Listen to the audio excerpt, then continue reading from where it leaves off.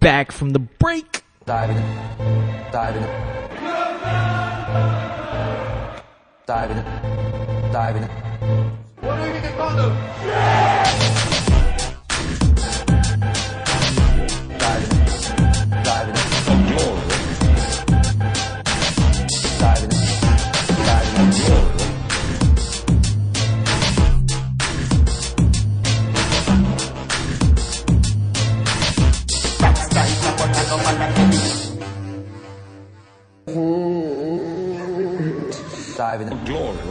Another international break in the books.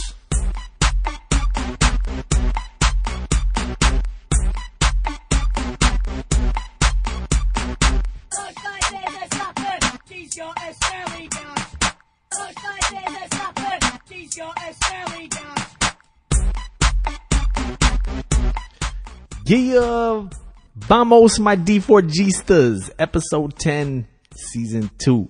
I am your host, the impeccable, reputable, half man, half vegetable, Monsieur Pep Corsiola. Sir Solomon, what up? Wagwan. Yo, this week, Sarri gets his first visit from the Red Devils. Barcelona pay a heavy price to go top. Enter an AC battle for Milan's soul. And Thierry Henry takes the reins at floundering Monaco. Also, Big 5 League reviews, Champions League preview, Rayo Valladolid profile, club profile, and as always, our prestigious and egregious D4G award section. Diving for Glory continues the enhancement, man. So please tune in as we will be posting every Monday on iTunes, YouTube, and divingforglory.com. And also hitting you with Thursday episodes following Champions League games, which this is one of those weeks, so we will be posting this Thursday. You can also find us on Twitter at Diving for Glory and Facebook as well, if you actually still use that. Follow, hashtag, subscribe, like, retweet, all that. And if you listen and you like us, please hit us up on iTunes and give us them 5 stars, man. It'd be awesome. All right, adjust the cup, jerseys tucked, boots laced. Diving for Glory, let's go.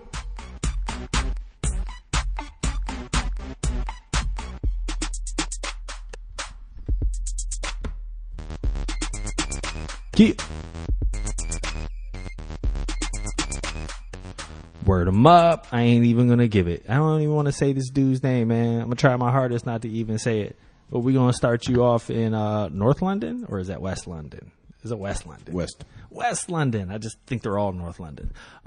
Chelsea at the Bridge hosting Manchester United, where United don't really get results like that. But this week, talk about it, Sir Solomon. A very offensive-minded coach at home against a coach that, if he is going to travel, especially, gets extra defensive in a bigger game. And I was curious to see what the game would look like and who would be able to get the game to be played at their pace and in their style. And I have to say, after watching this game, that man was not sorry. Sorry is all that you can say. So this game went 1-0 in the half after an Antonio Rudiger header from a Willian cross, and pretty much Chelsea dominated first half. It played out a lot like the Liverpool game, except that Chelsea got hit up one more time than in that game and also scored one more time. But Chelsea was dominant in the game. They were trying a lot of creative things, but knowing that the team only has one legitimate scorer, when I saw that Willian started over Pedro for this game, I thought that was a mistake, because I think that you become more predictable, especially in the form that he is in. He's a player that also, like, even on his own day, he just runs in straight lines. He doesn't really draw a lot of defense away from Hazard by playing, you know what I'm saying? Because he cuts in too, like, whereas Pedro will run all over the place. And I thought he could have caused a little more damage to middle two of the defense that, like, is basically being rotated all season by Manchester United. So I thought they would be, if they put Pedro in, they could have done some damage, but not having that and having a striker who just does not strike really puts them at in a bad position, because, again, just like the Liverpool game, not being able to make their possession dominance. When you look at it, they had 62% possession, and not making it count and walking away with 3 points at home. Like, even though it's Manchester United and I get it, it's still a problem. In January, it really needs to be addressed. And what I don't understand is, like, why not bringing Pedro and play him as a false nine? Keep Willian, if you really want to play Willian, keep Willian on the field. You play Hazard on the other side and play Sarri ball. That's how he played with Mertens and Insigne and Callejon in fucking Napoli. So you brought him here. You have Jorginho in the back playing the same football that he was. You have Kante, who's actually doing really good, even though they moved him up, you know? Yeah, this is definitely a game of the toothless strikers between Lukaku and Morata. Morata just very much so. I mean, Morata again, just a ghost performance. My Chelsea informant he felt like Sarri got the lineup wrong. To your point, definitely would have liked all the 3 subs that came in to have started the game. Barkley, Giroud, and Pedro. I would ask, yes, I would agree on the Pedro and Giroud. I would ask where he wanted Barkley to start. Yeah, I like Kovacic. He wanted Barkley to start over Kovacic? That's what he came in for. Laugh at him. Yes, thank you. With all that being said, second half comes, and even though statistically this is total dominance by Chelsea, the eye test for me, Man United, way more active, super physical in this game. Game was kind of sloppy on both ends, and I don't know if that was just due to the intensity or whatnot, but having Mateo Kovacic, N'Golo Kante, and Jorginho in midfield is a very, very defensive midfield. They're all really good, but like at doing that first pass, you know? So it was bound to be Messi because the other team is just trying to harass them off the ball. They have Matic and Pogba with special instructions or whatever. But Luke Shaw is doing really good. And on Chelsea's side, I would say that Antonio Rudiger has been, I would say, right up there with Virgil van Dijk and everybody as one of the best center backs in the Premier League this season. He's dominant on both ends of the field, almost like how John Terry was at the earlier part of his career, because like he's a threat offensively off of set pieces, as we saw. Like he's a huge guy and also he brings a certain confidence that if shit is gonna go bad and there might be a fight out there, you got Rudy on your team. Yeah. With all that being said, let's talk about the United substitutions. Why Herrera, Pereira, and Sanchez come in? I don't know anything about United starters. I don't know about their substitutions. This guy has no method to what he's doing. Like when we're analyzing Sarri's substitutions for Chelsea, we're saying it's based on, when he played at Napoli, this is what kind of stuff he likes to do, and this is what the style of 4-3-3 would be more offensive. What the fuck is Mourinho's system that he's trying to impose long term in the team? Who is his starters? Like, we don't know any of this, so what? Like, what's? He brought some guys in, he took some out, and he brought some other guys in. Yeah, like Lindelof with the start here. Eric Bailly doesn't even touch the field. Question for you though. They like for me. Like I get. I guess the Herrera and the Pereira because right at this point they're up 2-1. They're trying to lock it down. They want to park the bus and finish the game out. With all that being said, it doesn't go that way. But before we get to that, I want to ask you about Chelsea giving up those 2 goals. As stout as Rudiger is back there, what in the hell happened? I think that Rudiger and David Luiz partnership in midfield should not happen. I also think that Marcos Alonso, unless somebody like David Luiz at this point in his career can do a good job doing his job, but he's not going to cover for the guy next to him. He doesn't have the speed. He doesn't have the mental capacity to do that. And Marcos Alonso is slow as fuck. So once he got burnt on the outside, the other 3 of the back 4 got completely turned inside out. If you look at Azpilicueta, he's coming back and like he's getting turned around. Like you have to stop the wingers for just like whipping in crosses. Yep. As AC Milan will later tell us. Yeah, absolutely. So Martial here, Anthony Martial with two goals. He's Tony Marshall. Tony Marshall, and he doesn't these aren't like amazing goals or no, take that back. The run of play leading up to them wasn't like amazing goals or amazing build up play, but they were, like I said, they were just so much more active, so much more intense. And then of course he subs them off. He subs off Rashford. He doesn't want any offensive. Lukaku plays 90 minutes. 90 minutes every game to do nothing.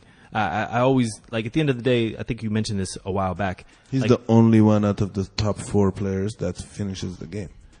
And he's the worst of them. And if he's not just sitting in front of the goal, I don't really I see way too much of Lukaku with the ball in midfield, with the ball out on the wing. I'm like, this is not why.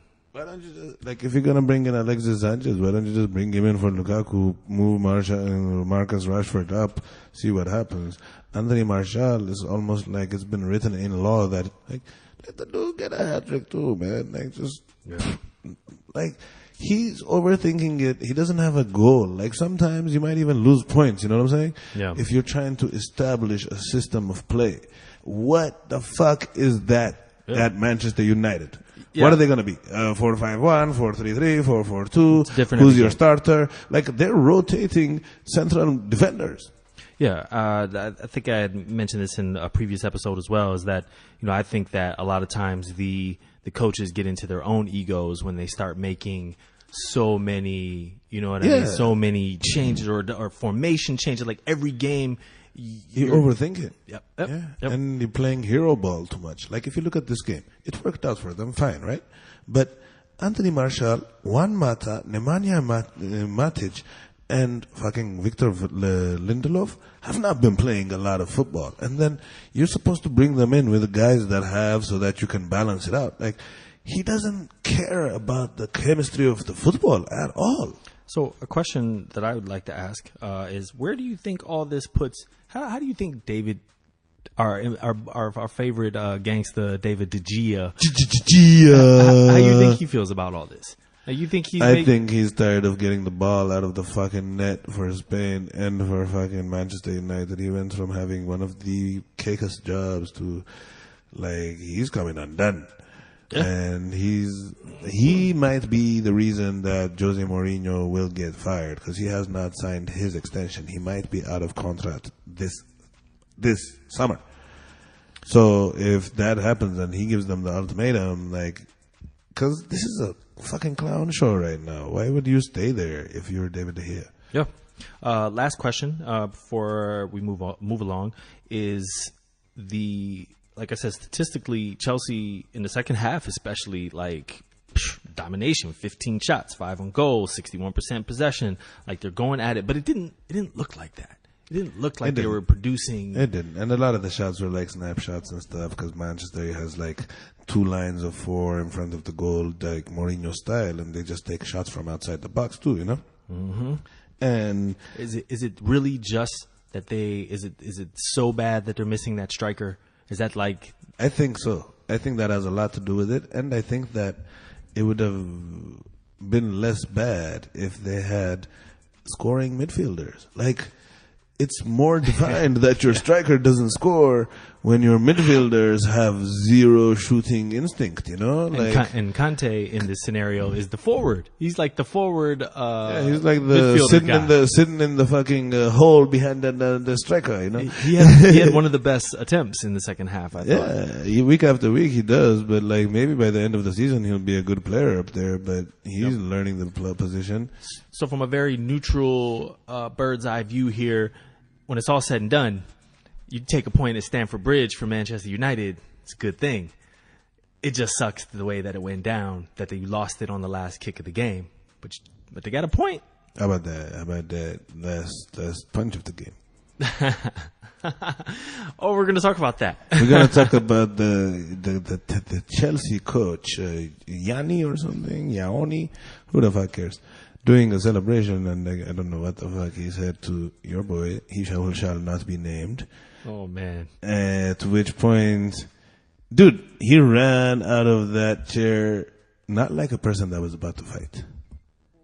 but like a person that knew there's enough people that there would not be a fight.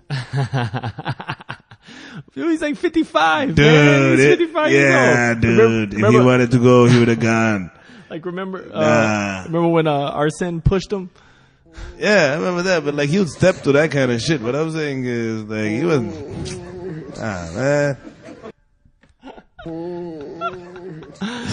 Oh man, I got that on loop. Yeah. Anyway, man. And then he walked off the field with the 3 fingers in the air saying 3, like I won 3 championships here to how. Ain't mad at that. Talk that shit all day. 3, Alright. bitch. 3 Alright, right here. Can I holler at you about that?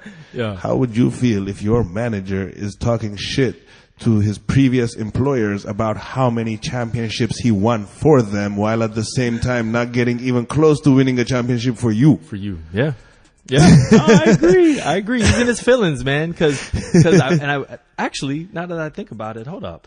Because very plain at that moment in the game was not that. The other chance. Moninho. Yeah, nah, they started. I heard this one on. I heard that one on That's on the screen. Fuck off Mourinho. Yeah, he got him. They got him in it. They got him in his feelings, man. He loves Chelsea on some level. They didn't give him the "you getting sacked in the morning." Nah, they knew better than that. It wasn't happening this go. Dude, they never want him to get sacked. If Edward and him stay forever, they'd be happy. For sure. All right, move along, man. That's enough. Man of the match, Anthony Martial, killer. Thank you. Yeah, agreed. Moving along. Top of the table in La Liga. Barcelona hosting Sevilla. Surprising Sevilla after a relatively slow start.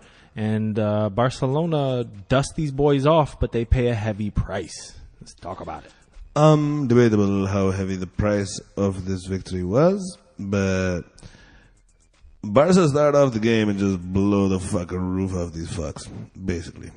Within 12 minutes, it was 2-0. A sublime Philippe Coutinho finish, followed by Messi comes down the fucking half on a break and just destroys them from... He's a fast break goal and a goal from outside the penalty box in the same play, you know? Yep. So it was 2-0, everything looked sexy, and then Messi falls awkwardly on his hand, and it's found that he has a fracture in his blah blah and his blah blah blah blah. It looked gross, man. Yeah, it looked like it hurt, but I'm not too pressed about it. Early enough in the season, 3 weeks. I wouldn't mind that if Messi gets 3, even 4 weeks, and they're missing points, and he's available for February football, like a little fresher. Because the biggest thing in Barcelona has been that every time somebody rotates them and they drop points, it's like you're gonna get fired tomorrow morning. Yeah. So this is. It's not a thigh injury or a muscle pull or knee shit, you know? It's a body part that he does not use for football. So that is leading him to rest.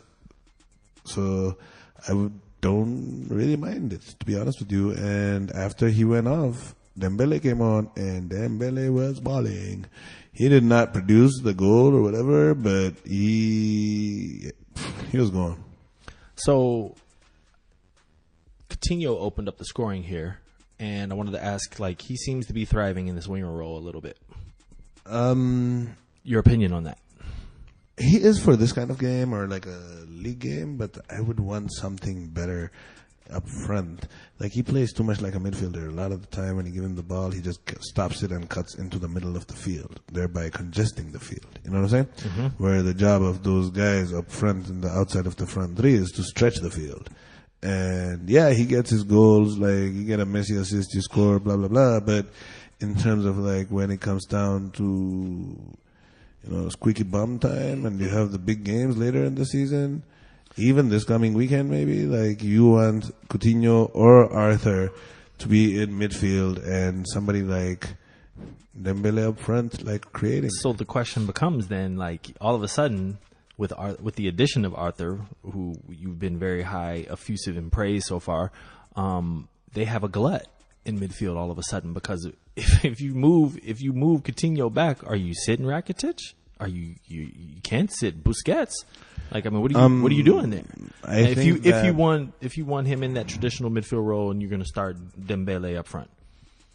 I think that Arthur has to be part of a 4-person rotation for 3 spots, as is, because I think that Sergio Busquets and Rakitic are not getting any younger. Coutinho has not held down the spot enough to where I'm going to say, like, he's thrived more as a forward, but, like, he's had moments. He hasn't really made the spot his, so I can't say he deserves to have it. And I think that you play them all and, like, see how it goes and try to see which, Busquets is the safest, but Arthur can kind of play his position too, so I want to see how it pans out, because So they need to. you'd rather see one or the other, basically. What do you mean? Arthur or Coutinho, not on the field at the same time. They could be on the field at the same time with Busquets behind them. Or between Rakitic, Arthur, and Coutinho. You don't want to see all 3 of them on the field. Ideally, and that's what I meant when I said 4-person rotation, because on some games, Arthur will play in Busquets' position and Rakitic will keep his position in Coutinho, Like, it allows you to do that, thereby keeping people fresh. With the center back crisis that they're facing, any chance he moves Busquets to that and plays all 3 of those guys in midfield? It has been suggested a couple of times, and it might happen, but I think that Lenglet can hold the spot down, and Umtiti for a little while. Yeah, but Umtiti will be back, and when he does, it's like pretty much a guaranteed 90-minute player right there. Mm-hmm. So he might get a couple of games in there, but for now, they might even move a player up from the reserves, because the concept, the issue at Barca right now is that they want the manager to sign an extension, but they don't agree on their transfer policy, because, like, the reason they hired him from Athletic Bilbao, they are that stupid. Like, don't get it twisted. You know what I'm You saying? mean the guys who wanted to change the crest? Yeah. Those guys. Anyways, for no fucking reason, like, the one thing that everybody, like, rallies around. Yeah, But backtrack. Oh. So he wants new players, especially in center of defense, and they're saying we're gonna stick with our regular buying policy, but if you don't get enough, the reason we got you from Athletic Bilbao is because you're moving up a lot of players from the youth of the team, and you're grooming guys from, like we have a better youth team than they did. You should be able to bring some guys up and teach them. And that is where the divide is, which is why I don't understand why they wanted to extend him if, like, you can't agree on this, because that's a major thing. Interesting. So how about Sevilla here? What went wrong for them? One of their only goals was an own goal. They certainly were active, 19 shots. They didn't get too shook, but, like, 5 big chances, all missed.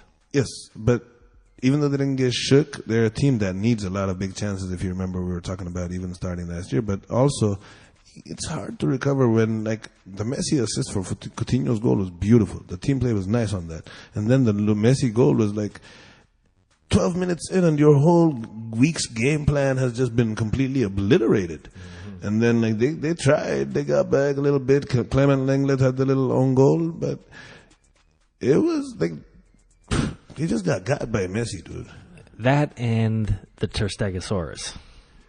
Dude, that guy is a monster. Crazy saves in that game. So, in all This fairness season, to Sevilla, he's been what De Gea was in previous seasons for Manchester United. Like, he has been a brick wall, and he has been facing a lot more shots than last year was the same, but, like, now it's even more so because they're trying to play a more expansive style of football, so he's more exposed. Yep. And Ter Stegen is the best fucking goalkeeper in the world at present. Agreed. Crazy saves. If you look up the highlights of this game, you will see some amazing saves by Ter Stegen. That's my man of the match. Yeah. I also want to mention this is the 10th straight game versus Sevilla. Can we give the man of the match to Messi, even though he played only like a couple of things, like a couple of minutes? I mean, he ended him early, man, for sure. You know what I'm saying? Like, he did 90 minutes worth of work in like 12. Yep. 9-1-0 versus Sevilla the last 10 games for Barcelona. Barcelona moved top. Sevilla fall to 4th, but they're only 2 points off. Yes. We can get to that here in a sec. But Now we're gonna move on to what is the name of this derby, man? It's something interesting, isn't it? Derby de la Madonnina. Yeah, something like that. Inter is considered the home team at the San Siro for this one, hosting AC Milan. They're And- cross locker room rivals. Yes, Not even like cross town or yes. And Inter come away with a 1-0 here. Talk about it. kind of a shit game. Agreed. And if you look at the formations, like nothing of interest is like 33 shots, 5 on target between both Sexy. teams. But like, I just wanted to pull up the fucking Frank Kessie, Lucas Biglia, and Buenaventura in the middle, like as a middle three. Mm-hmm. Like, first off, let's start by saying that I think Suso is wildly overrated. Mm-hmm. Like, they've been acting like he's the cat's meow, him and Hakan, and they have done, like, they've been average. They've been Serie A caliber players, but they haven't done too much. But remember, this is a derby. What is a derby? A derby is a big game. Mm-hmm. Guess who didn't show up? Higuain, Gonzo. Yeah, terrible rating for this game. AC really didn't do anything in this game, though. No big chances, only 1 shot on target out of 15 shots. Spent most of their time pinned back by City. Inter, and Brozovic and Vicino kind of bossed midfield in this game, and AC just couldn't get anything going here. I mean, the AC team, like, is Gattuso just brought in whoever the fuck he felt like. He has Matteo Musacchio and Alessio Romagnoli, when he's even been playing Matteo Caldara in defense a lot. And, like, he made a substitution of Bakayoko, who hasn't really been good for them, for Frank Kessie, who really has. And it's like, you're chasing the game. Like, why? Like that's the sub you wanted to make in the derby? Like, yeah, you brought in Patrick Cutroni earlier for Hakan, but like, I don't know. Like, it seemed like a tame team. Like, he just didn't want to lose it, you know? Mm-hmm. And whereas Inter, they tried. They went after this game. Like, if you look at they paid a price. Nangolan might be out for a while. Ooh, that's not good. Yeah. That's really tough. So, we'll see about that. Yeah. With all that being said, it's still 0-0 after a couple goals got called back for being offside. But it's 0-0 into stoppage time in the second half. And let's talk about this final goal by Icardi in the 92nd minute. Donnarumma was heavily criticized by myself and by ESPN in particular. Your thoughts on his goalkeeping for that play? First of all, I think it was Matteo Politano that made the pass to Matteus Vecino. Mm-hmm. And Vecino's snap fucking cross. He didn't even look up. Yeah, he looked up before he controlled the ball, and like the snap cross shook Ricardo Rodriguez so much that like Gianluigi Donnarumma just saw it and was like, oh fuck, and just proceeded to just run out of his goal. Mm-hmm. Like literally run out of his goal fucking 5-6 steps before he realizes, shit, I fucked up. And then he starts running back diagonally and trying to chase the ball, at which point you have a fucking poacher of the caliber of Mauro Icardi there. And he's been responsible for about 4 wins in the last many ever. Like they have actually, this is their 6th straight win for Inter. This he is has the to be second responsible. straight season where, in fact, like this season, Vecino and Brozovic have been okay, but like Nangolan has joined. But last year it was Ivan Perisic and Mauro Icardi. Where Perisic has not been on par this season. Not at all. But you're right. They were we were talking about them like almost every week. They were scoring so many goals last year. Interesting. That was what's his name last year? Still, that was still Spalletti. That wasn't at this Mancini. Point, at this point, it was somebody else. It was Mancini. Spalletti came in later. Yeah, it was Mancini. Yeah, I think so. I think. Yeah. Then Spalletti came in. So 6th straight win for Inter after a slow start. Inter now in 3rd, 6 points off the top, 2 back of Napoli.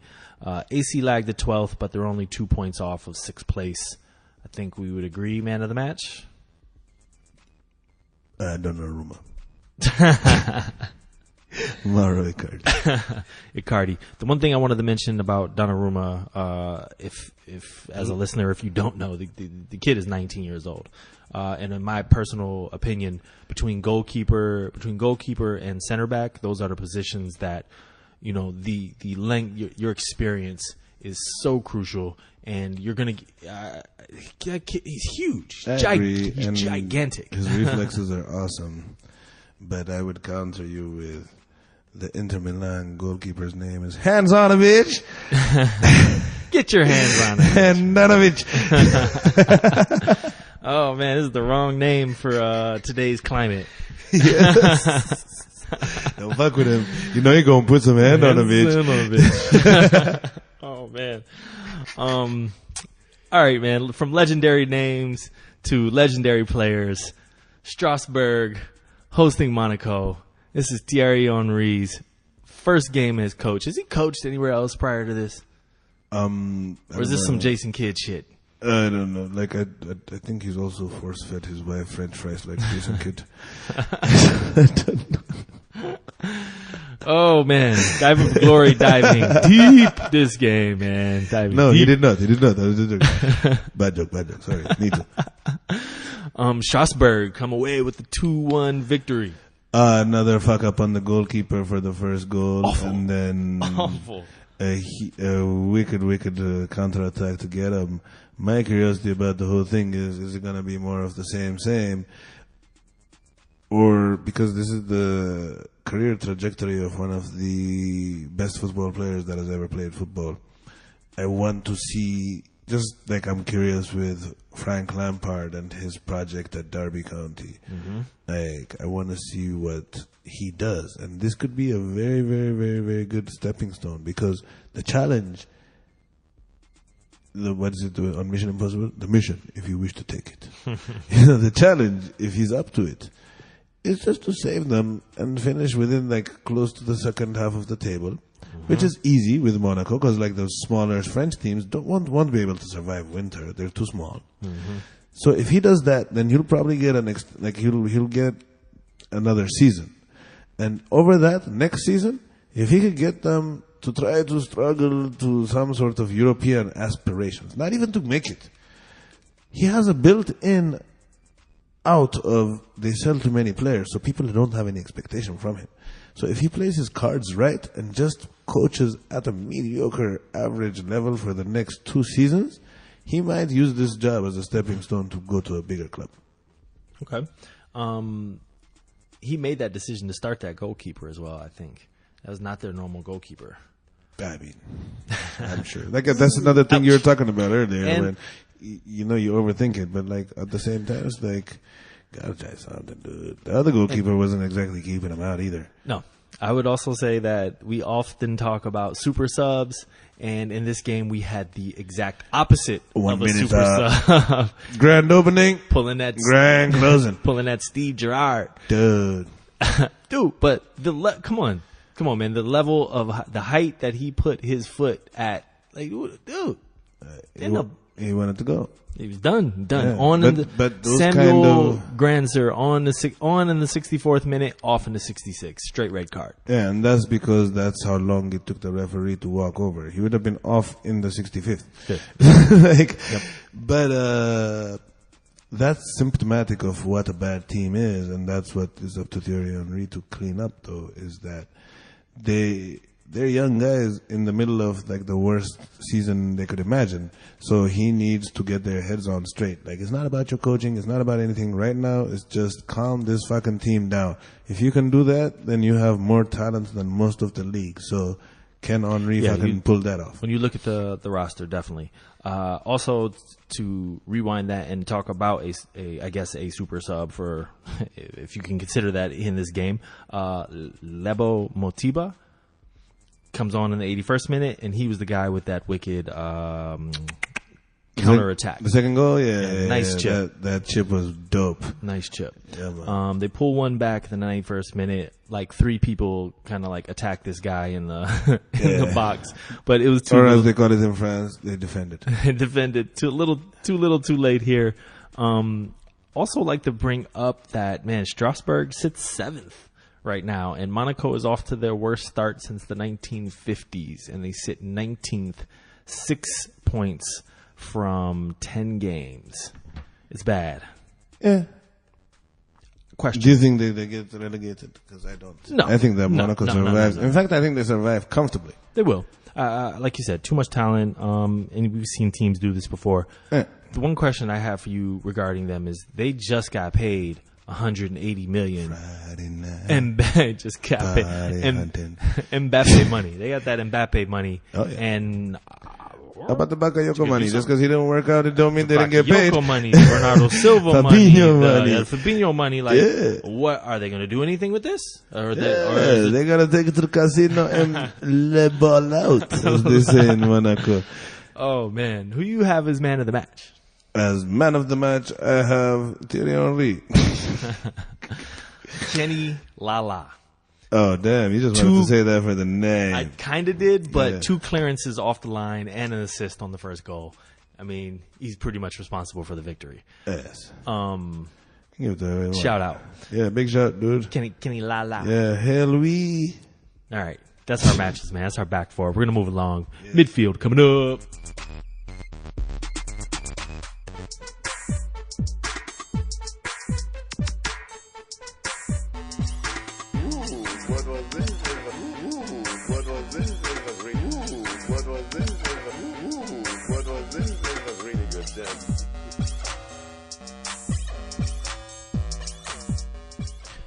Yeah. And as we've been hitting you with all season, man, Big 5 league reviews. Start you off with the EPL review. The champs is here. 5-0 City over Burnley. Massacre. It was 1-0 at halftime. Yeah. It was cruel, man, because they dedicated their training ground to Joe Hart. And then they brought Joe Hart in To who? and stuck Joe Hart, and they stuck Who dedicated it to him? City. Why? That's the bigger question. Because he's a club legend. Oh, they're fucking idiots. That's the bigger issue there. Okay. That's embarrassing. You shouldn't dedicate anything to Joe Hart. But then they put 5 on him. That's what you should do. That's exactly all you should do. Exactly. Like, that just shows you that it was a mistake. Like, it was immediate. Like, it was like, what? Like, Joe Hart got an award for what? When you are the goalkeeper of 2 of your 4 titles in the history Dude, of wait your club. until he retires and it becomes like time and you can fucking bullshit me with the resume. Like, in a game where you're about to shit on it? Exactly. It was cruel. It's Pep fucking around. He's like, dude. oh, you want the award? Okay, come here. This is my guy. I like him, training Joe ground. Hart. We will train on you Okay, during now the I game. show you, I don't like the Joe Hart guy, We'll train on you during the game, son. Some wonderful goals in here. Sané wreck shop. Either way, man, 1-0 at halftime. Ended up 5-0. Is what it is. City at the top nice of goals, but Burnley could not come back from a 1-0. You knew it was not ever going to be a game at 1-0. And at some point, they just shut off and they were like, let's just take this L. City at top of the table with a 10 goal difference above Liverpool right now. Liverpool might need to do something about that. I think that if you're Liverpool, you just accept that like the only way you can beat them is if you beat them on points. Well, there it is. Bournemouth, surprising Bournemouth of Nathan Ake fame, who is like getting touted all over the damn place. They draw with I Southampton. agree with that. Yeah. I think Nathan Ake is a bad motherfucker. He's No going to doubt. be a big-time defender in the Premier League for a long time. Chelsea take him back. I mean, I don't know if Chelsea can afford to take him back. I think that with their defensive guys that they have, I think that Chelsea, if David Luiz is like kind of just phased out, Christensen and Rudiger should be there starting the mid defense. Christensen injured? I think 'Cause he he might was be not out on the on roster. loan Oh, okay. or wants to be because he's not playing. He's like really, really unhappy right now. Okay. 0-0 draw there. Wolves at home to Watford. Watford put it on them 2-0. Yes, Ryan Sessegnon became the first player born after 2000 to score in the Premier League. And, of course, it was against Cardiff because Cardiff doesn't defend. But Fulham was like, oh, you don't defend? We really, really don't defend. So the game ended 4-2. Well, there it is. Capui and Pereira with the goals there. E10 Capu. Early goals, 20th back-to-back, 20th minute, 21st minute. Watford still doing their survival thing very early. Sit 7th right now. It's good they beat Wolves away. Like, this Wolves team after January is going to be way more difficult than it is right now, too. So, big up Watford. The Wolves did look the past few weeks like they were getting their act together. The way Watford pounced on them and just gave them a little counter was awesome. And let's reintroduce. Allow me to reintroduce myself. Brighton Hove with the 1-0 over H to the OV. Newcastle, who cannot score at all. They have 6 goals this year. Yes, you know what they could use? A defender. Mitrovic. Mitrovic. All right, broken record. Yes, very much so. Moving along. This season is going to be a season of broken records, by the way. It sure feels like it. West Ham hosting Tottenham. Yes, 1-0 Tottenham, like Liverpool earlier in the season, have been putting out a lot of unimpressive victories, and this was one of them. And they had the Cardiff game where they never finished off Cardiff, but they finally got the 1-0 a couple of weeks ago, and now it was this. And Yarmolenko gets fucking broken; he's out for like the rest of eternity or something. And yeah, that was bad. Yeah, it was, dude. Fucking Arnautovic ain't a bitch. He was. Oh, you saw him put them hands on Davin, son? Yeah. Oh man. Davis and Sanchez is not a small dude, man. Yeah, he was just like, okay, dude, calm down. Dude, look, man, Arnautovic out there looking like the Jackal and shit, dude. Like, dude, he was sized. He was ready to go. I'm like, oh, okay. I kind of like that would be way more entertaining than anything that happened in that game. True that, man. And West Ham with a good performance, just not enough. Not enough in the final third. Cardiff with the 4-2 over Fulham. Fulham turning into slightly disappointing here, man. What's up? Talked about that. Yeah. We talked about that. Oh. Yeah. Broken record. Bring it back. I'm saying, like, we just talked about Ryan Sessegnon scoring. No, it's like Ryan Sessegnon scored, and I was in the wrong game? You were in the wrong game. Sir Solomon awoke at 5 a.m. this morning. Forgive. Do not. Judge, please. Watford 2-0 over the Wolves, but this was Cardiff over Fulham. Cardiff gets their first victory of the year. Fulham only. So basically, all the stuff I said earlier. Oh yeah, that stuff. Can't wait for Sessegnon to go somewhere else. And actually be played in midfield and actually grow up. Huddersfield, Liverpool. Liverpool pull out the 1-0 on a early Salah goal. Early, almost. How do you say? This is signature Salah goal. Yeah. Yeah, because like the style that it happened was a lot of what we saw last season. He scored it.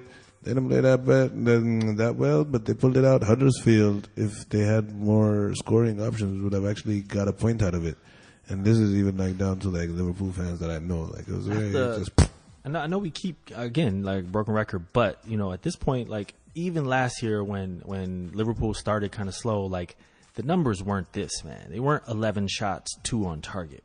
And that's in line with that game that Champions League game that they lost.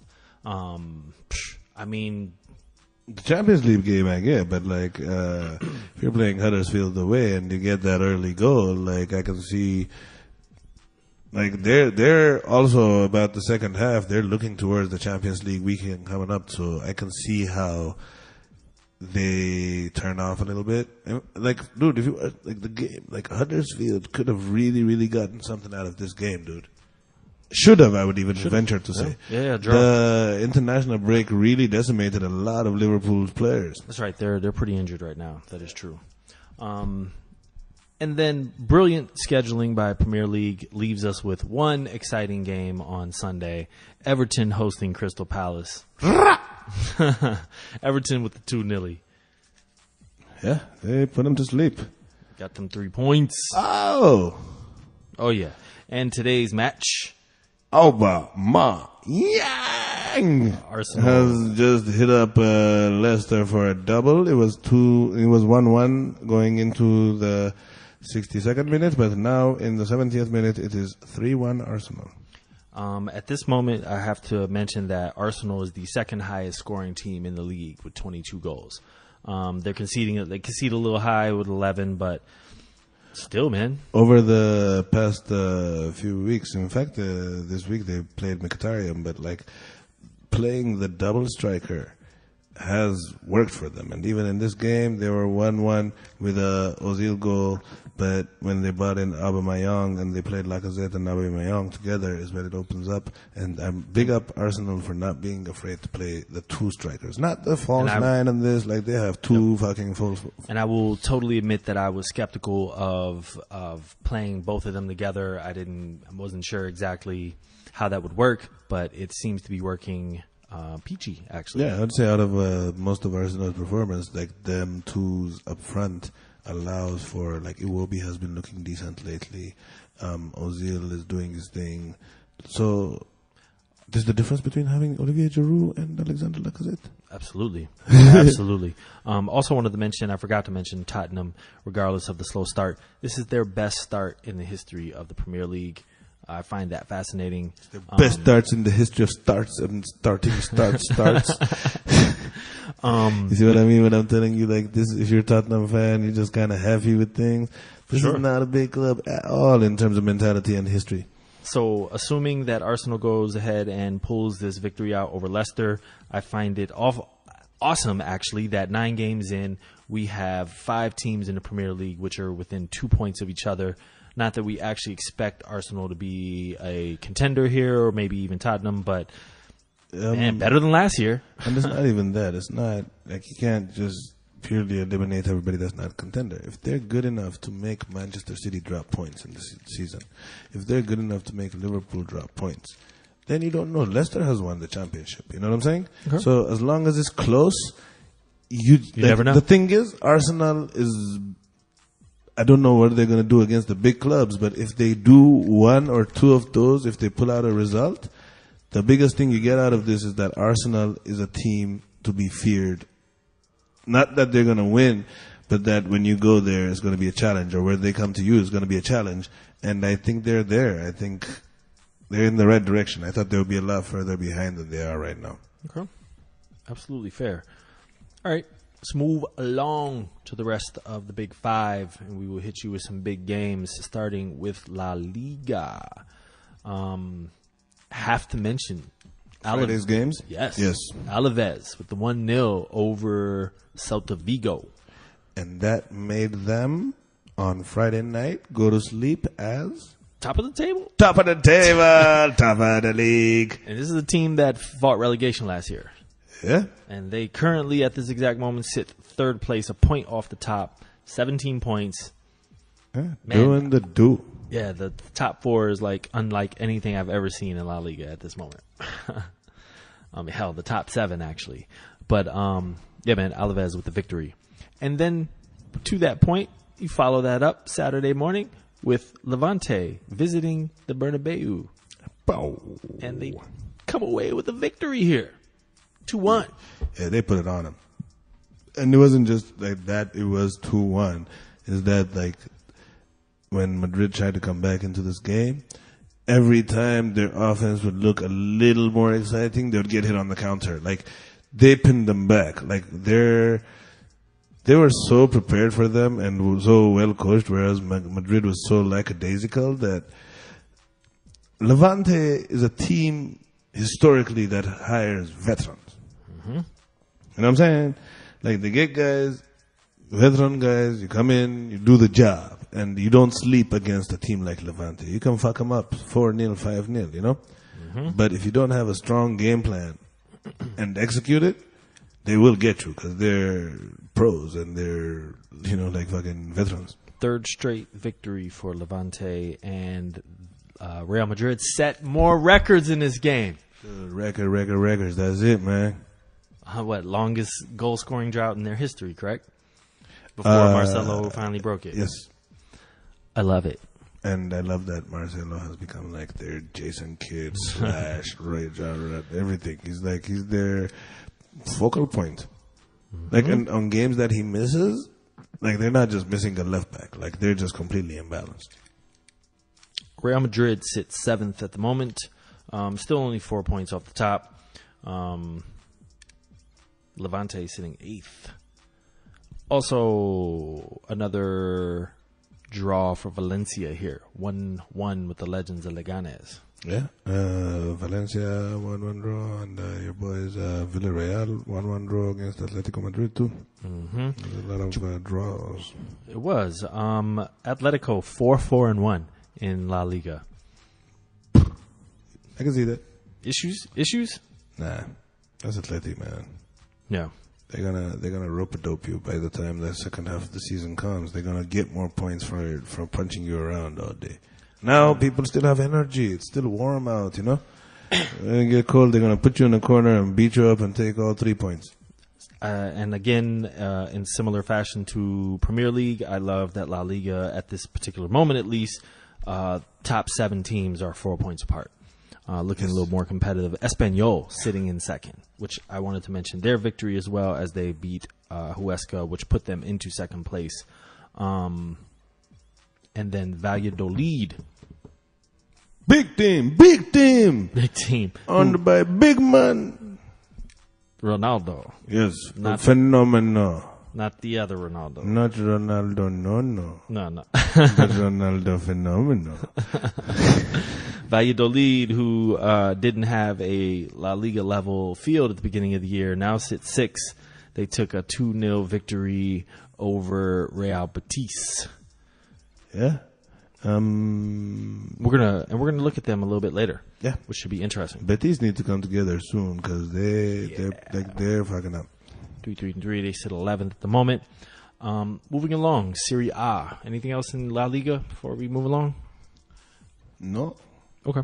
Serie A starts off with Roma. Again, interesting broken record. Here we go. Roma take a 2-0 loss to Spal.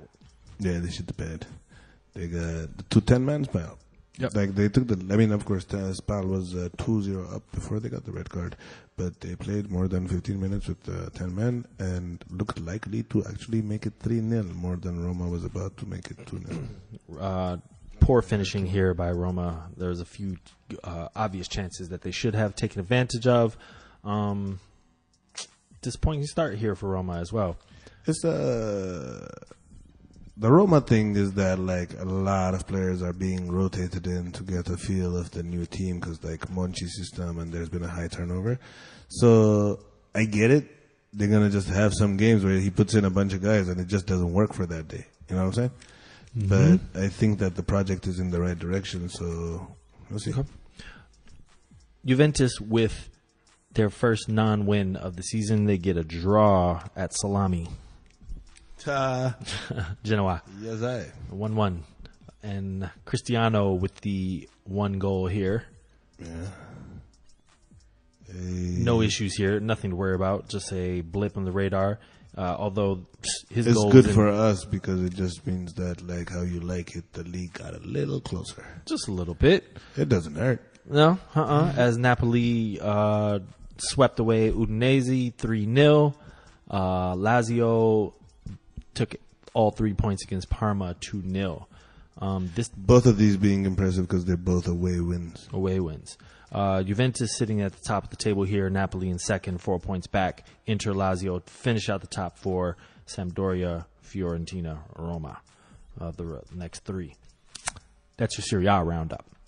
Bundesliga. Had to start off with Friday's game. Frankfurt at Harry Potter sounding Dusseldorf. The Wizarding World, the Wizard Dusseldorf.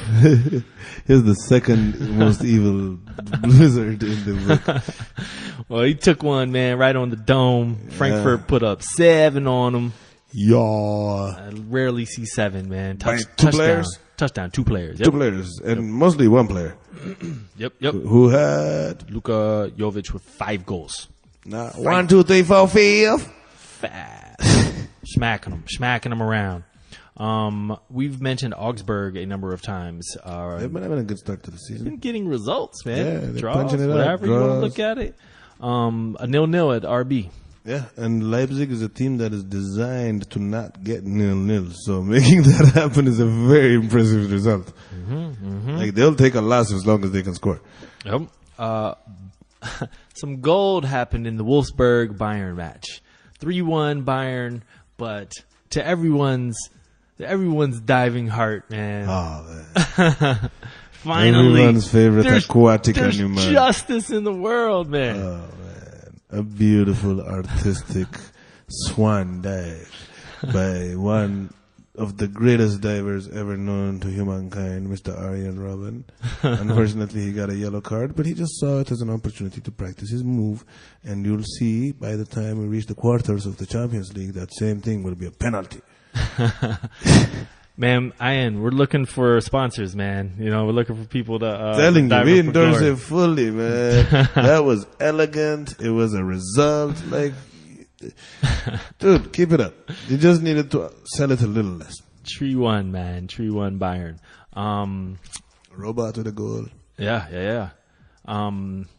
Moving along, Stuttgart took it on the dome too. They took it on to everything. Yeah, BVB. Boys to men, yeah. ABC, BVB. Yeah, doing that poison, giving it that poison, man. Jaden Sancho opening up the scoring here. They put 4-0 on these boys to stay top of the table. Royce scores, Jadon Sancho scores, Paco Alcácer scores, Nice. Pulisic has an assist. Like, They're looking like something this year, their man. starters play nice. They make subs. Their subs are impact subs. Like, this team with Lucien Favre, and I want to see where he takes them, because I think this has potential to be one of a very, very, very special season for Borussia Dortmund. They're averaging. I'm actually hoping for it. They're averaging over 3 goals a game. They have not lost yet.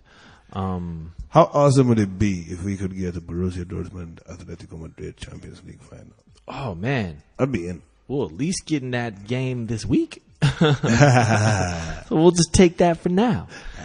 You see that teaser though? Nice segue, man. We're getting good over here. We're getting good, getting chemistry, getting it rounded into form. Last one I want to mention is Werder Bremen. Werder Bremen getting the 2-0 over Schalke, who's just, as mentioned, kind of falling apart this year. They sit in the relegation zone, while Werder Bremen sit in 3rd place. That sounds about right. Schalke has not put 2 seasons together in a long, long time. Like, Kinda like they've had Chelsea. huh? Yeah, like Chelsea. Without the championships. Yeah, without the championship. Their good season top is like 4 3. top 4 is a Yeah, championship, yeah. man. Yeah, so I kind of expected it, but I think they'll get it turned around. But I don't think that they're going to be on the level of last year, because I think they lost players and lost talent, but they gained respect. So nobody's going to turn off against them, but they're not as good as they were last year. So they're going to get a few more games where they're going to get shit on, but they'll be all right. I also want to mention, in the same vein as La Liga and Premier League, top 4 here, top 6 sit 5 points apart. Like, it's actually looking competitive, as opposed to last year when a lot of the leagues were like wrapped up early. Enjoying this very much. But on to a league that is totally already wrapped up. League 1. Oh, yeah. Nah. Lyon get the 2-0 victory over Nimes. It doesn't matter. PSG with the 5-0 over Amiens. That one matters. Lille. Lil's, what, they should be Lil something. Oh, yeah. Lil Foot. They're little victims every time they say victim. 2-1 over Dijon. Yeah. And Marseille with the 1-0 over Nice. Yeah. Dude, 10 games in, PSG has a 31 goal difference. I mean, they're scoring 5 like it's nothing. Like nothing, dude. They're playing the Houston Rockets offense, man. Like 3s or layups. 3s, yeah. All right, man. That's our big game roundup. We're gonna move along to the Champions League preview. We're just gonna touch base on some of these big games, and we'll cover the rest this week. But let's start with the Daily Post's favorite, the Daily Mirror, whatever tabloid you want special. United at home hosting Juventus amid rape accusations, amid fighting accusations. Ronaldo comes to visit his favorite buddy, Jose Mourinho. I think this offers more in the way of storylines than actual football. Headline would be like, the crowd was so out of hand that Ronaldo had to come in through the back door. For security precautions, Ronaldo sneaks in the back. Oh man, how are you feeling about the game in general, though? I think it would be absolutely ironic if Juventus just like shit on him so much that the world laughed and Ed Woodward would have to fire Jose Mourinho because of like that. That would be so. I'm kind of hoping for that. Yeah, Paulo Dybala, man, hat-trick. Yeah, nice. For some weird reason, man, these are the games that Mourinho shows up and surprises people sometimes. Sometimes. He does, man. Like, no, you started off a lot more committed to that. And then you're like, these are the games. I backtracked a little bit. It's true. Sometimes. Thursday, good Lord. That's the Tuesday game, United Juventus. Wednesday's game is a full buffet platter, and as mentioned, teased earlier by Sir Solomon, Dortmund hosting Atleti. Yes. Yeah. Unstoppable force against the immovable object. Defense against offense. Sexy against brawn. Yeah. How do you see this playing out, actually? It's just too dichotomic? Is that a word? Is the dichotomy too much to... It's Atleti hosting? No, Dortmund hosting. I thought so. I would like to predict a 4-2 Dortmund victory. Whew. No doubt. Ah, man. And I use the loosest expression of the word predict. Predict, absolutely. In the same vein as unstoppable forces and immovable object, Barcelona hosts Inter Milan for the first time since the 2010 Champions League semifinals. Yes, there won't have been, hopefully, any volcanic activity that causes Barcelona to drive there. So, other than that, the two number 10s of this game are not playing. Yeah. Messi and, of course, the bigger star in this one, Raja Nangolan. Right. It's at Barcelona. At Barca, how do you feel? I think that the home game Barca is going to win. I think Inter might get a tie at their house. But I think that as long as both of those teams just beat Tottenham again, they don't give a fuck. Nah, it doesn't matter. They'll be through. And remember, these are the matches that get the replay here in a couple weeks. So same matches, reverse fixture. Last match I'm going to mention here is, I think, a very interesting one because it, in my estimation, could go either way. PSG hosting Napoli. Yes, I think while Liverpool is busy giving Red Star the work, but if they don't turn on, they will get worked. But I think Liverpool gets that result, and at the same time, this game is going to be quite interesting because you're not going to beat Napoli on a day off. You're not going to play bad football and beat Napoli. Mm-hmm. They're eminently beatable team, but you have to play football. Mm-hmm. And Liverpool didn't, and Liverpool got shit on. Yep. And if PSG come in like acting like they have in most of the big games, even the way they played in the Liverpool game, they're about to get shit on. And that's what I feel like this is a good barometer, at least at this point in the season, for both of the teams. Like PSG would love to establish themselves and beat like a real solid team. So hopefully they do come with that. They do come with that attitude, and Napoli's definitely going to be up for this game. You see, PSG, when you're a big club, there's a certain level of adjustment you have to do, which is when you beat a team, they stop being a big team. But you still have to, like, if PSG beats Napoli, they're not going to get credit for it. But you still have to fuck up Napoli. And they haven't come to the conclusion about that.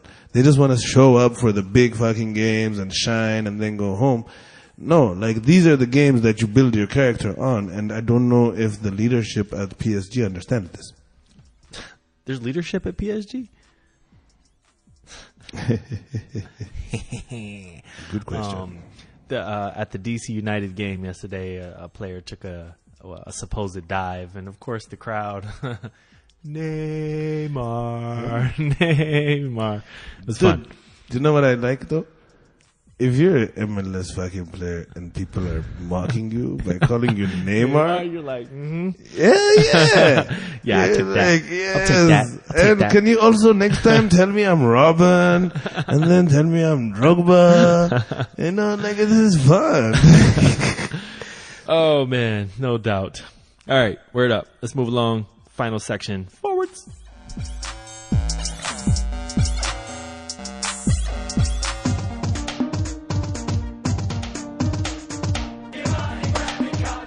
Hasta la vista, baby.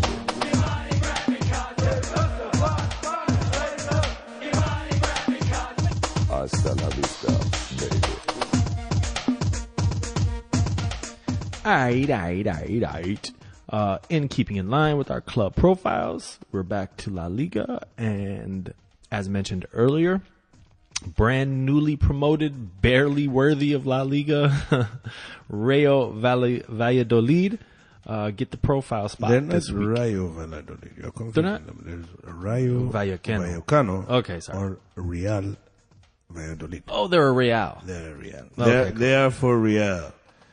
For real. For Real. For Real. For Real. Yeah. For real, Ronaldo. Basically, this is a club that's right outside of Madrid. And they were founded from the amalgamation of actually Real Unión Deportivo Valladolid and then another Deportivo Español, eventually Real Unión. And the first time they played in the top league was 1947 team, but like they were really insignificant. They really haven't done much in the league, but they are a seesaw team, and this year they got in by finishing 5th in Segunda, whatever division in Spain, and through the playoff they beat Numancia in the final 4-1 and got in. Over the course of the summer, A 5th place team? What the fuck, La Liga? dude, they play the playoff. Like 6th place could get in too. Okay.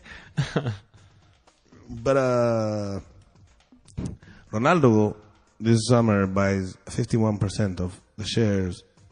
It was even after the season started, wasn't it? Like last month. Yeah. Last month, and Carlos Suarez, the previous club president, which is like a very uncommon name in Spanish countries. His name is Carlos Suarez. Okay. Nobody called their kid that.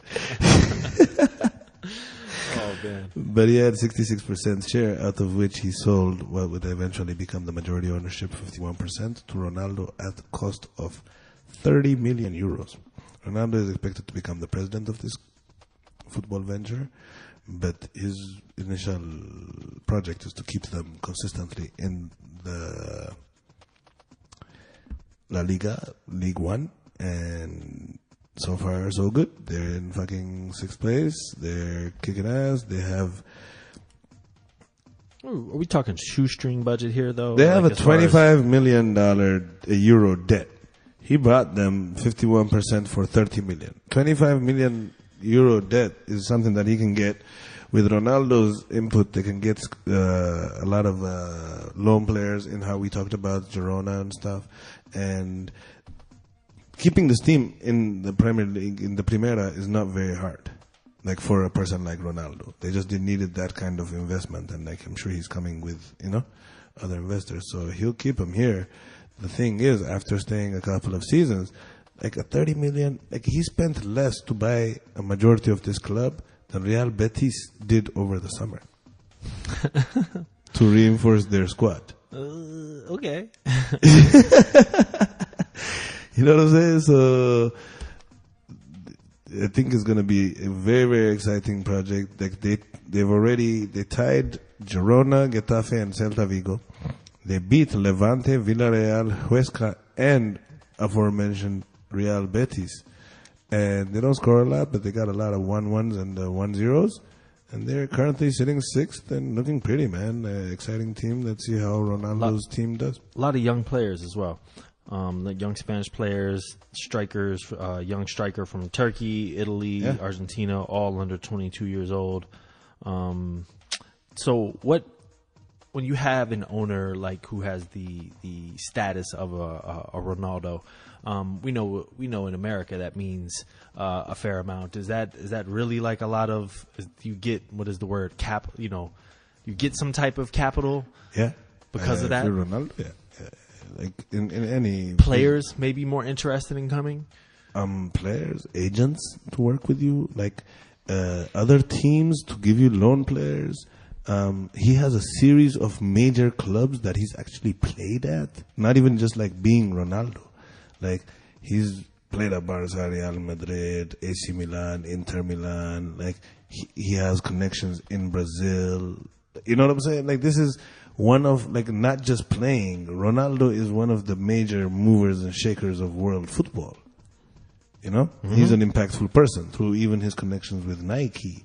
Like, he was a big brand, you know? Mm-hmm. So I understand the question, but I don't think it applies also to Ronaldo. Like, this is like Jordan buying a club almost, not like just some football player that retired either, you know? Absolutely. Yeah. And that's absolutely why I was asking, because like I said, being an American, like I know that means something in America. I just wasn't, Maradona is now coaching second division Mexican team, whereas he, and before this he was coaching some, Saudi Arabian team or something like that. So you look. You don't know how to calibrate it. Yeah, because, yeah, I get exactly. I get what you're saying. Yep. Oh, interesting. Real Valladolid. Real, not Rayo. For Real, are they or are they not for Real? Yeah. Awards, man. Let's go. Dude of the week. Dude Goes of to the week is not this dude, but that dude.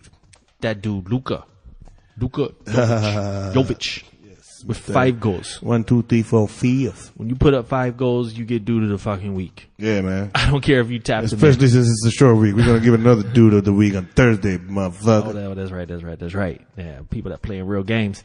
Goal of the week goes to. Goal of the week. Let's give it to Riyad Mahrez. Yeah, because we just shit all over him for the missed penalty. Wonderful curler here into top corner. Not going to be stopped even in a 4-0 here. Upcoming league games for next week. It looks fucking tasty. I will say that. It's about time. This week was kind of shitty. Mm-hmm. Even though very annoyingly it is a Monday game in Tottenham. Or in EPL, Tottenham hosts Manchester City. Yes. That was in-depth. I don't know. You just said like analysis. They host them, and I'm like, yes, they do. They do host them, man. How do you? What are you thinking here? The Tottenham have a shot here. It's on a Wembley field that is going to be played on an NFL. An NFL game will be played the day before, and part of me feels like that's a definite advantage to them, as City likes to move around the ball, likes to, they are the possession-based team here. Well, more the possession-based team, but could that affect them? Does Tottenham will that play? You think that will play into Tottenham's hand? Do they have a chance here? This will be one of 2 non-Champions League questions that we will be addressing on Tuesday. It will be the Tottenham Manchester City and the Barca Real Madrid El Clasico. Yeah, I will have answers for you on Thursday. Okay, cool. So I'm not shrinking from the responsibility. I just want to give you detailed, proper answers because these are both really good games. And depending on who, Tottenham, what they do, like, do they still believe that they have a chance in Champions League? Who will they trot out? Exactly. I want to see their midweek teams before we make the call on that one. So. Napoli. Listen to us again on Thursday is basically what we're trying to say. Yeah, tune in. Serie A, Napoli hosting Roma and Lazio hosting Inter. Both very, very mouth-watering clashes again, with the intrigue of having midweek Champions League before it is going to be interesting. Grab your toilet paper because it's going to get shitty. And as mentioned, La Liga has the Clasico, the first Clasico since 2007 without both Cristiano Ronaldo and Lionel Messi. Does that damper it at all? Does that take away from this? I mean, that's a dumb question. No, but it's a standalone. I don't know if I mean, it does it always does to the outside of the world. I mean, it always does. You want to watch, like if Messi's on the squad, like the Ronaldo aspect doesn't mean anything to me because he's no longer on the team. Mm-hmm. The Messi one is the one that's up for consideration because, like, what if you had your full team? You know what I'm saying? Mm-hmm. So, but as far as it being interesting, this is a marquee matchup that just stands up on its own, and whether you're disappointed with it or not, it's always captivating. Yeah, and always good football. Whether or not sometimes it gets out of hand physically, it gets it gets ugly sometimes. It's a derby. It's the Clasico. It's the biggest derby in the world. You know, like it's not a derby, but it's like it is. It's a national derby. Absolutely. Advantage Barcelona here. Yes? No? Yes, I'd say advantage Barcelona. I think that's the scary thing to me because it comes in like that, and then I think that is very close to being a toss-up, especially with Messi not being here, because the one thing that people don't really notice is not just his offensive input, but when he's out, a lot of teams will play a lot further up and attack you. Whereas when he's in, it pins him back and it creates that gap in the middle where Philippe Coutinho and them run around. So not having that available and people playing them close, how do they react is the question. So then my question, our lineup question, since we went in depth earlier about what they do with Coutinho and all this glut of midfielders. Coutinho's going to play, I think, as right on the right. Play on the right. On the left and Dembele on the right and Suarez down the middle, and then I think you can do Arthur, Rakitic and Busquets. But don't be surprised if this idiot brings in Arturo Vidal or something and just fucks it up. Fuck you, Valverde. Bundesliga has Dortmund hosting sixth place Hertha Berlin. Dortmund's defense is bad enough to where it should be worrying, but it's going to be probably a 3-1 Dortmund. And Ligue 1, I believe this is a Friday game. Marseille hosting PSG. Yeah, fuck that league. It's over, man. It's over. They have so much talent, but they all have one player on this team and two guys over there and three guys across the other side of the country. Yep. And just like the league is over, this match is over. The bridge is over.